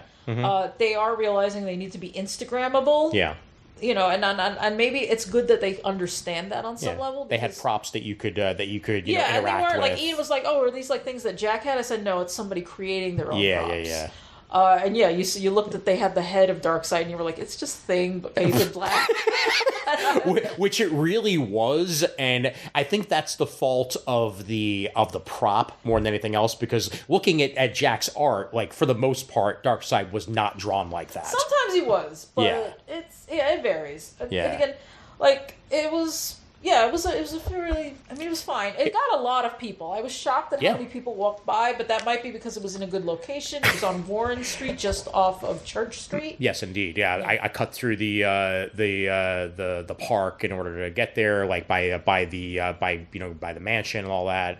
That's the mayor's office. City Hall. City Hall. Thank you. Good Lord. My brain wasn't braining. Okay, so I think we can give the award for stupidest brain fart of this episode. It's like, what do you call that place where the mayor works? Oh, right, City Hall. Yeah, where he lives is Gracie Mansion, which I have been to. Yeah. City Hall. I cut through City Hall Park and got to where we needed to go. Yeah, I like, the subway station was literally right outside it, so I was able to just go in. It's fine. It's just, like I said, if you are listening to this episode and you're like, oh, it already closed, you're fine. You'll live. It's a tiny-ass space. They had, like, 4 pieces of original art and then some reproductions on the walls. probably the weirdest thing that we got to experience, but also I guess you could call it a highlight, was we were there at 5 o'clock in time to listen to a recording that they found, a videotape, a VHS that they found. It was like a public access show from 1986. Correct. Where the interviewer interviewed Jack Kirby. Mm-hmm. And as the intro, they gave the curator, I guess we'd call it, gave the intro, was like, you're going to wish somebody else had done this interview. And by the time that we were done with the interview, I agreed with that man. I agreed within 5 minutes, because I was like, this man does not know how to interview. It wasn't a terrible interview. Like, I think Jack Kirby is really good. The guy's name was Dave Gerard, but not that Dave Gerard. Yeah. So, like, if you know a Dave Gerard from comics, it's not that one. Yeah, Kirby knows at least how to fill in the gaps and keep talking, even if the question doesn't invite further things. Yes. So the interview never felt slow. Mm-hmm. It didn't have awkward pauses. The awkward parts came from some of the stuff the interviewer said. Yeah, and also the way the interview was staged, this seemed to be the point of the show. So, I guess this is the way they did it. But, like, he would show artwork or comic books that he owned, and that would then transition into the story that Jack was telling. Basically would ask him, like, oh, I have this, and Jack's like, oh, I remember that. Right. So it was very friendly, at least. It was very friendly, but also there were times when, like, the transitions didn't quite work, because, like, you would go from talking about Marvel to suddenly being like, and then I have this from an entirely different company without any real transition, and, like, it kind of came off a little bit like like Chris Farley with the Paul McCartney interview at times. Like, remember when you did this with Marvel? It wasn't quite treading on that, but it came damn close. Yeah, it wasn't chronological, which I think was the biggest problem with it. Well, that's the biggest problem with that part of it. The biggest problem with the interview. The biggest problem with the interview was the incredible bias that the interviewer gave, especially when talking about DC. This was 1986. A lot of stuff happened in 1986 for DC that you may have liked or not liked. Murd, if you're listening to this, you know what the main one is, which is Crisis on Infinite Earths. Plus, we were saying, like, Watchmen, like Dark Knight Returns, like that's that. DC was having a very good year, or a very interesting year. Yeah. But I would never say it was a bad year. No, and this guy did say that. In fact, he said that they were ruining comics and they were ruining the characters, and they had no idea what they were doing. So clearly, I guess he likes Earth 23. The thing is, I don't even think that was the worst thing he said. The worst thing he said, which got a reaction from the room, is when he compared Jack not getting his art back to the Jews having their art stolen. Oh my God. And I'm like, look, man, I'm thinking that too. Audible gasps. We were like, no. I mean, no. You're public access, so I understand that you're not exactly going to be trained, but, like, there's things you don't say. Yeah, mind you, it's nice that people were having this discussion about Jack not getting his art back in the 80s. I mean, he died in 94, so clearly we were having that discussion. No, absolutely. And the thing is, I will admit, I do think of that sometimes in terms of, like, all the art that went missing or was out, that was stolen from Jewish people, during the Holocaust. Mm-hmm. The thought I had is the fact that, like, it is 2025 and we still have not found most of that art. That's true. Like, looking at all the reproductions that were in this exhibit and the original art they had, and you can see it's all from the 70s going forward, because everything from before that is just out in the wind. We know the story that, like, they had a bunch of this art literally in a room. Literally in a room, sitting around at Marvel offices. People would just come in, essentially ransack it, take whatever they wanted. The thing is, they left it in the room, and it's not like they said, hey, go check out the art. It's just that they would go check on the art once in a while and find that a lot of it was suddenly missing. Exactly. It just got whittled down over time. Whether people took it or whether it just accidentally got thrown out. I fully believe most of it is still out there. Yeah. I do think it'll eventually be found. Mm-hmm. It just was not found in time for Jack to make any money off of it. It might not even be found in you and I lifetime. I know Image is putting out actual, like, Bristol board size reproductions of Fantastic Four issues. Cool. So, like, that's at least found. Yeah. But, Well, it's just so I think a lot of it will eventually be found. Again, it might not be found while we're alive. Yeah. Mostly, and my assertion for that is the fact that it is, and again, in 2025, we are still finding art that was stolen by the Nazis. Yes. It is too late for the people it was stolen from, but we are finding it. Yeah. And that's at least giving us some measure of healing, some measure of closure. I do think Kirby's art will eventually turn up. Mostly that whoever has it, because I'm going to presume some people weren't stealing it just to throw it out later. They're not Steve Ditko. Or are they? Yeah. Or the artwork that will never be found from that museum in Boston. God, Are you thinking about the Gardner? Yeah, the Gardner Museum. Thank you, the Gardner Museum. Like that to this day. I mean, there was an entire Netflix documentary about the missing artwork that had no resolution because guess what? It's still missing. Yeah. Well, here's what I'm saying is that art went missing during the Nazi regime. It was stolen from Jews, bought off of them at insanely low prices. Correct. Like, basically, just not fairly traded. Yeah. And I know if it was this year or last year, that some woman found a painting in like her attic because her dad had died and they moved all this stuff, and she was looking through it and she's like, this seems kind of interesting. Yeah. And she had it appraised, and it turns out it was like a missing Vermeer or whatever. Yeah. And it's very likely as far as they can tell in terms of the provenance is that it was probably stolen from a Jewish family or taken from a Jewish family, and then some Nazi probably had it in his house, and then when he got shot by the Americans, probably soldier went cool and took it home instead of turning it, because you were supposed to turn that into your commanding officer, who would then pass it along so they could figure out. But that wasn't going to always happen. Yeah, it didn't always happen. So we are still finding missing artwork in 2025, and again, I think as the people, whoever has it, die off, and some of that art might get resold on the black market. We'll never see it again, but some of it is going to resurface. Somebody's kid is going to be like, "Wow, look at that! That's the Fantastic Four. Wow, it's weird that my dad had this in his closet." It's not that, but remember that those Beatles recordings that were found in like an attic. Just randomly, apparently it had somehow made its way from the studio to somebody at some point. Things are still turning up here or there. I mean, this isn't the same thing, but I am thinking about how the last album that John Lennon ever signed, the last thing he ever autographed in his life. Yeah. Like, this dude found it in a planter. I've heard this story. Yeah. I think I was watching that with you. Because the dude had heard the story about, was it Hinckley? Yes, Hinckley. That shot him? Yeah. And then he had got the thing signed, and then he dumped it somewhere. And the guy was like... it was in the planter. He was still in the planter. And then the guy's like, I don't know what to do with this. I've just had it under my bed for 40 years. And I'm like... Yeah, that's fair. Yeah. I'd be in the same position. I'd be like, I don't want to sell this. That feels gross. Yeah. That feels really gross. Well, long story short, bringing it back to the Kirby Museum, I do feel like they are doing a very honorable thing. They are trying to preserve the legacy of Jack Kirby in any way that they could possibly do it. They are making high-quality scans of a whole bunch of the artwork, even the stuff that wasn't on display there, so that it can be preserved in one form or another long after it deteriorates. Like, there will be a form of it in one way or another, and I really appreciate that they are getting that together and doing that. It's just, if they do an exhibit, maybe it could be a little bit higher quality. I do think, one, this is just to raise awareness. And it was in a gallery. It wasn't in a proper museum. Absolutely. And it's not that I have anything against galleries. Yeah. I was reminded, I didn't talk about this on the show. I never got a chance to. But when I was going gallery hopping with Anna, that we just happened to walk. We were just looking into what galleries were open. Yeah. And we walked by one, and I realized it was the Paul Pope exhibit. Oh yeah. Paul Pope was selling a bunch of his art. Yeah. And it was not it was original art. I got to see original Paul Pope art. It was very nice. There was no cohesiveness though, because this is a gallery show. Sure. This is just whatever he happens to be selling. Yeah.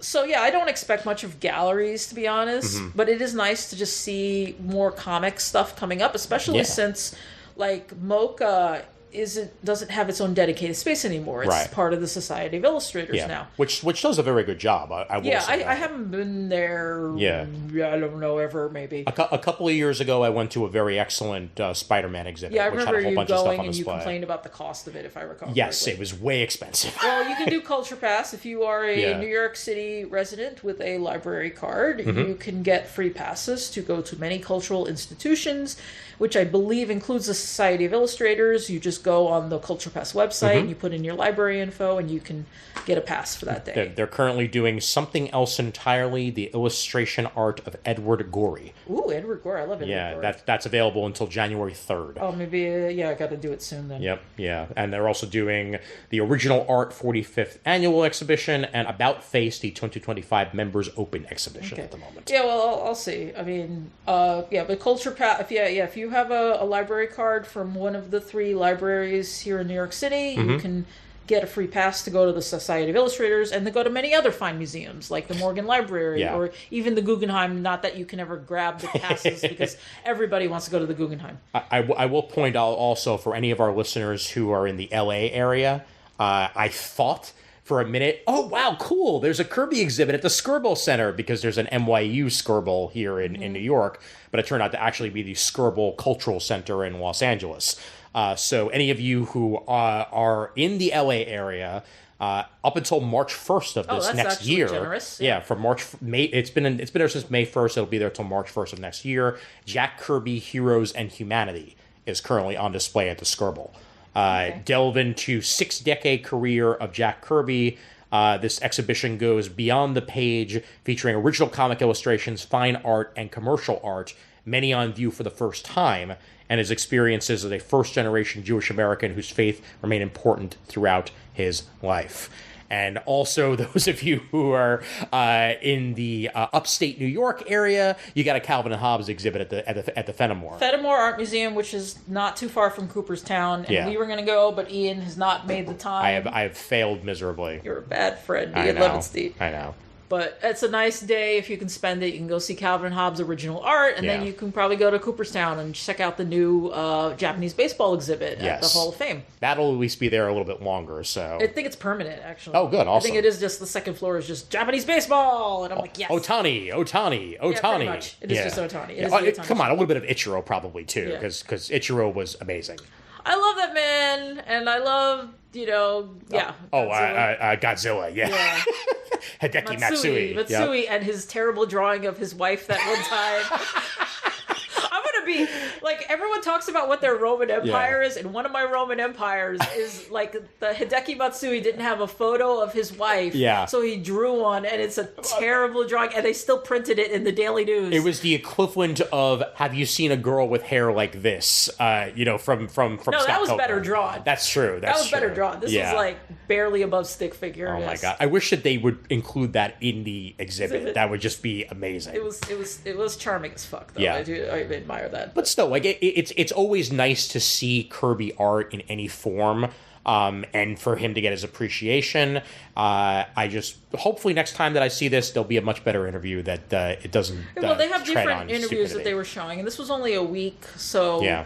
It's not like they were going to put up like a permanent display or anything. Because I can see if you have a Kirby museum, you can always have a room where you're going to have different interviews, or maybe like when you go to museums, you know how like they have the headset on the side and you can listen to like the video displays. They'll probably do something like that. Yeah. This one again, it was like it wasn't even the whole DC is ruining everything. It was the Jew thing that made me go, what are you even doing, man? That was very, very uncomfortable. What are you doing? I know, yeah. And yesterday, actually, if we'd managed to get there yesterday, they had a signing with, I believe, Paul Levitz and Fred Van Lente. Yeah. So Fred Van Lente's done a lot of stuff about Kirby. He has, so, all of his. In fact, I think he's just done a lot about comic history in general. Yeah, well, they were giving away some of those New York City printed comics. You left it in the kitchen. Yes, so, I did. Yeah, it's fine. It's fine. Yeah. But either way, it was a nice, good time to, spend on a Friday, and we spent the exact hour that we should have spent there. So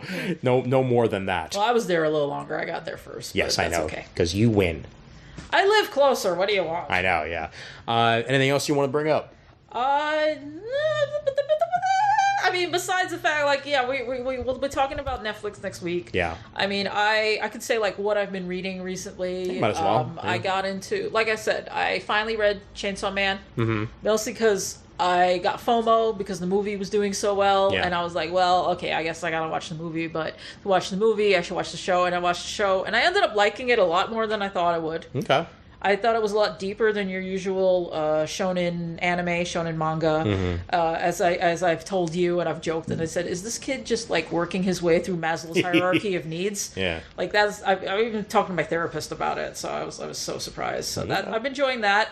I've mentioned Shohashoten before on the show. Yep. It actually ended in September. Oh, cool. So if you're looking for a manga that you won't have to read for the rest of your life, that's a good thing to do. Nice, tight. Like it's like 14 volumes long. That's when it ended. Nice. So you're good on that one. Okay. And there's also another manga that just started not too long ago. It's Kurirozawa's Folly. Oh. And we'll talk about like this. Yeah, this is what I've been reading. I think you'll find this interesting even if you're not like a manga reader. Yeah.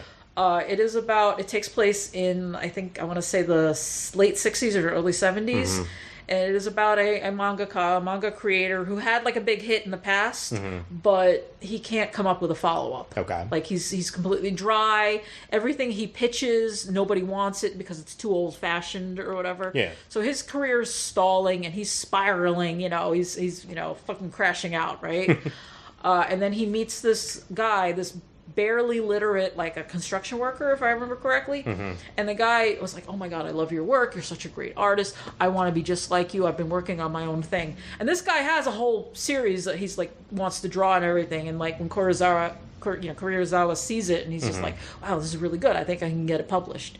And yeah, he brings it to the editors and puts his name on it. Oh, wow. Yeah, and the thing is he basically gets this construction worker to move in with him, and he's just doing the comic. And he's like, yeah, he's working with the editor, so the guy has no idea what's actually going on. He's lying his ass off to this poor illiterate guy. Yeah. One of the craziest things in it is that he goes to the store, buys Shonen Jump, takes the cover pages off with the name, like the title pages off, reprints a version of it with the guy's name on it, because that's the only thing the guy can read. He knows what his own name looks like. Oh my God. So he's reprinting the front page, the cover page with the guy's name on it. So he's like, hey, the new Shonen Jump, look, your name's on it. No. And the guy's like, wow, cool, I'm in Shonen Jump. And I finally reached, I think it's at chapter 8. We finally, things are starting to get a little wonky because the guy finally saw a real copy of Shonen Jump and he's like, wait, what? But yeah, it's crazy. It's just, because the thing is, it's like, until now, it's just the deepening pool of lies because the editor finally found out what's happening and the editor's like, I will lose my job. Yes, I am now in this web of lies. You're never gonna get a job in the industry again. So it's just like more people getting caught in this web, and I don't know what's gonna happen in the next issue. With now that this poor guy is like, wait, have you been putting your name on my stuff? Oh my God. Yeah, you got to read this. It's so good. Jeez. Yeah. All right. Shonen Jump is doing stuff now, man. Give the name one more time. Hold on. Let me pronounce it correctly for you guys, because it was Korea's. Yeah. I apologize to any Japanese. Kurumizawa's Folly. There you go. Okay. Chapter 9 just came out as the day we're recording. It came out today because I read chapter 8 last night. Nice. So. And you said that's on the Kodansha? It's on the Shonen Jump. Gotcha. Okay, got it. Okay, yeah. What is it? What are we at? $3.99 a month? Yeah, I know. They keep raising the price. I can't. It's still ridiculously inexpensive for what you're getting. So yeah, that's as a comic fan, even if you don't read manga, I think it's very interesting. Like this. Because you get the ins and outs of the industry. It's the same thing we like about Bakuman. Oh yeah, but it's got this whole intrigue, web of lies. I'm good now. All right, cool. I just want to throw out there real quick. We got sent this a while ago to the Comic Timing email, and I keep forgetting to mention it at all. It's this book called Before We Sail that Carlos Yacoca from Peru sent us, and he's a listener of the show. It's being edited by David Lloyd. Created by Michelle Lino and Diego Ravello.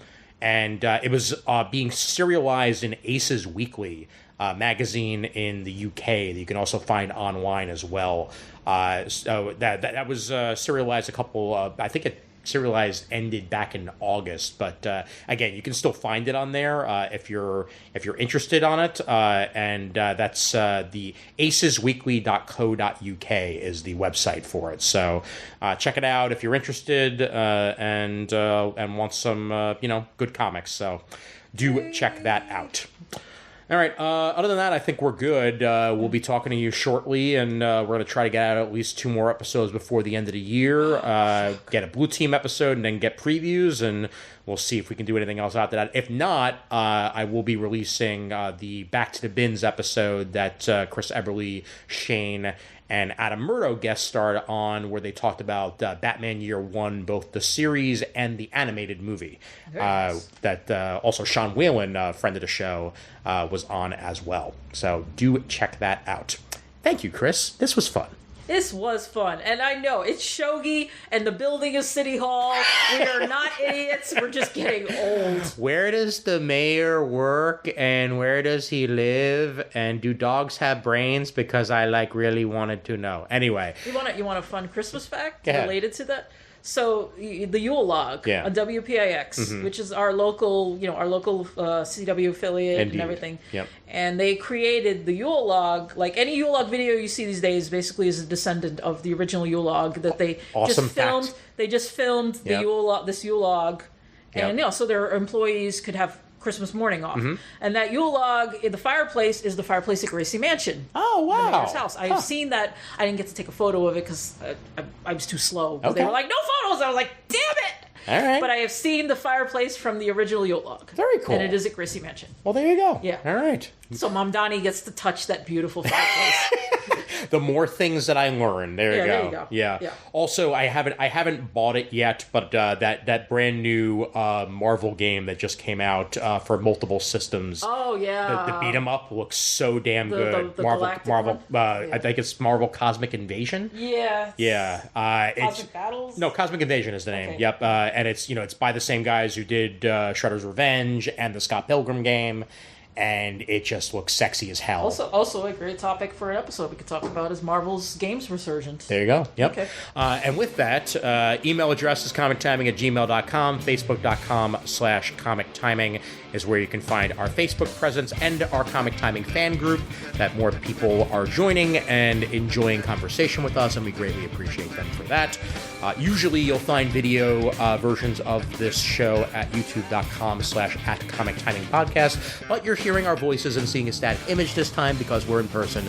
Deal with it. Yeah, I know, but too much time, and I want this out by tomorrow. We're on Blue Sky at Comic Timing. We're also on Instagram and Threads as Comic Timing Podcast. You can find me on most socials as I_AM_sci-fi or on Blue Sky without the underscores because Blue Sky doesn't support underscores. Why you do that to me? What you gonna do? It's I am sci-fi at bsky.social and I'm lamping.bsky.social. Yep. That's just the way their names work, which is fine. Yeah. No biggie. Yeah. Yep. And that's that with that. So for Chris, I'm Ian Levestein, reminding everybody out there that there's always time for comics, even if you forget every now and then what a comic book is. There's not always time for 5-hour operas. That is true.